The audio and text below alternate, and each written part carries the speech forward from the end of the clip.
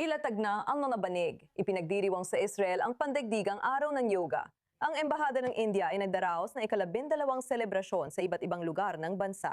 Ang tema ngayon ay yoga para sa malusog na pagtanda, na tumutukoy sa papel ng yoga sa pisikal, mental at emosyonal na kalusugan. Abot sa rurok ang kasiyahan sa linggo sa Tel Aviv port na may pagtitipon sa paglubog ng araw at 108 sun salutations na tanaw ang Mediterranean.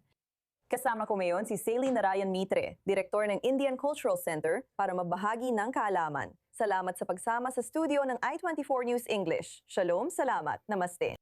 Ano pa ang masasabi mo tungkol sa International Yoga Day? Anong mga kaganapan ang aasahan namin sa linggo? Sa totoo lang, maraming salamat muna sa pag-imbita sa akin. Sa Matiliyot po siya, nakapunta na ako rito dati, kaya sasagutin ko ang tanong mo. Habang nag-uusap tayo, ginaganap ng Embahada ang International Day of Yoga sa Beersheba at Ashdod. Wow. Ngayong linggo, nagdaos kami ng espesyal na yoga event sa Jerusalem, kung saan daan-daang tao ang nagtipon sa kahabaan ng mga pader ng lumang lungsod at nag-yoga. Ngayong linggo, tulad ng sabi mo, halos lahat ng gusto kong sabihin ay nasabi mo na. Hayaan kong idagdag na linggo, ika-21 ng Hunyo, ay pandigdigang araw ng yoga na ipinagdiriwang sa buong mundo. Magkakaroon tayo ng marahil pinakamalaking pagtitipon para sa pandaigdigang araw ng yoga sa Israel sa Port Tel Aviv at inaanyayahan ka naming dumalo. Iniimbitahan ko ang lahat ng manonood na sumama sa amin sa Hunyo 21. Sabi mo, ito'y isang pandaigdigang pagdiriwang. Paano ito nagsimula? Alam kong inisyatiba ito ni Punong Ministro Narendra Modi 12 taon nang nakalipas. Oo, tama ka. Kaya iminungkahi ng kagalang-galang na punong ministro Ginoong Modi sa UN na ang yoga ay isang regalo sa sangkatauhan at dapat itong ipagdiwang sa buong mundo. Noong Hunyo 21, iminungkahi niyang gawin itong pandaigdigang araw ng yoga. At nakatanggap ito ng walang kapantay na suporta mula sa karamihan ng mga bansa sa buong mundo. Hindi lang ito naging pandaigdigang araw ng paggunita, kundi naging pandaigdigang kilusan din. Ngayon, tuwing Hunyo 21 at bago, at pagkatapos ito, makikita natin ang mga tao sa kontinente na nagsasagawa ng yoga, naglalatag ng banig at kumukonekta sa sarili. Ano ang kahulugan nito para sa kulturang Indian sa Israel? Paano ito nakakatulong sa pagpapalaganap ng kulturang Indian sa buong Israel? Magandang tanong yan, sa totoo lang. Hayaan ninyong magbanggit ako ng isang pag-aaral, isang Israeli na pag-aaral na isinagawa ng Hillel Afe, isang medical na sentro kung saan natuklasan nila na ang mga nurse at doktor na nagsasagawa ng yoga ay mas mahusay na nakakayanan ng stress kumpara sa mga hindi regular na nagsasagawa ng yoga. Ayon sa mga nurse, ito ay parang psychological na Iron Dome para sa Israel. Ipinapakita nito kung gaano kalaking bahagi ng buhay ng mga Israeli ang yoga.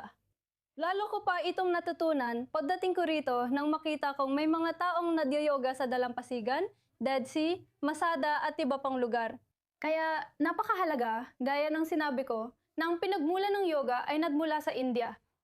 Kapag may nakikilala kong Israeli na nagyoyoga, mas lalong lumalalim ang koneksyon niya sa India. Paano nagtatrabaho ang Indian Cultural Center para mapalawak ang mga ugnayan buong taon? Oo. Ang Indian Cultural Center sa Tel Aviv ay nag-oorganisa ng maraming kaganapan sa buong taon.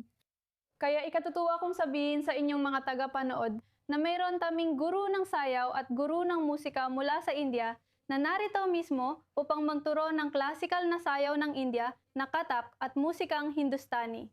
Bukod dito, regular kaming nagyo-yoga at may mga workshop. Nag-iimbitahan kami ng artistang Israeli dahil marami sa kanila ang pumunta sa India at natuto ng sining ng India at ngayon ay sila rin ang aming mga kultural na embahador. Kaya iniimbitahan din namin sila sa aming sentro. Aktibo rin kami sa edukasyon at pinopromote ang scholarship para sa mga Israeli na makapag-aral sa India. Ang galing ng ginagawa ninyo. Silay, alam ko may mikropono tayo ngayon kaya mahirap, pero may yoga moves ka bang pwedeng ituro para kumalma at maghanda para sa linggo? Sa totoo lang, napakadali lang ito at ipapakita rin ito sa atin kung gaano kadaling magsanay. Ngayong tapos na ang araw, mag-practice tayo ng simpleng paghinga na anulong vilom. Sasabay ka, di ba? Siyempre, mga 30 segundo lang tayo, pero ano pa magagawa natin? Tingnan natin. O ang kanang kamay, ganito. Ang kaliwang kamay ay pwedeng ganito. Kaya huminga ka ng malalim, ilagay ang isang hilalaki dito. Isara ang butas ng ilong. Huminga palabas. Isara ang butas ng ilong. Huminga palabas sa kabilang butas ng ilong. Sa kabilang butas ng ilong. Sana sumabay din ang mga manonood at huminga ng malalim habang kinatapos natin ang broadcast. Saili, mas relax na ako ngayon. Salamat sa pagsama mo dito sa studio. At iniimbitahan ko ulit ang lahat ng inyong mga tagapanood sa Yoga Yogurt. Salamat. Sana dumalo sila. Iyan na ang bagong edisyon ng The Rundown. Salamat sa pagsama ngayong gabi sa EE24 News.